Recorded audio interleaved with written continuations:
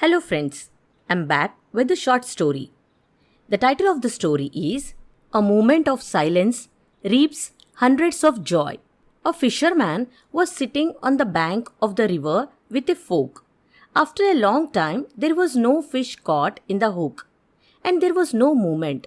So he started thinking, have I put the hook in the wrong place? There should be no fish here. When he looked into the pond, he saw many fishes around his fork. He was very surprised that even though there were so many fishes, not a single fish was caught. When a passerby saw this scene, he said to him, Brother, after a long time you have come here to fishing. Now the fish in these ponds do not get stuck in the fork. The fisherman asked in surprise, Why? What is it here? The passerby told. Many saints used to stay on the banks of this river. They preached here on the importance of silence. Their voices were so intense that all the fishes listened intently while they preached.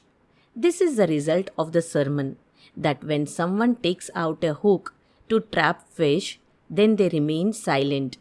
When the fish does not open its mouth, how can it get stuck in the fork? So, it is better to go somewhere else and put the fork there. God has given every human being 2 eyes, 2 ears, 2 nostrils, 2 sense organs, but we have only one tongue. What could be the reason? Because this is enough to create many dire situations. How rightly has a saint said that when you don't open your mouth, how can you get stuck? If you want to control the senses, control this tongue. All other senses will be controlled. We should apply this in our life too. A moment of silence reaps hundreds of joy. That's all for the today's story. Hope you will like it.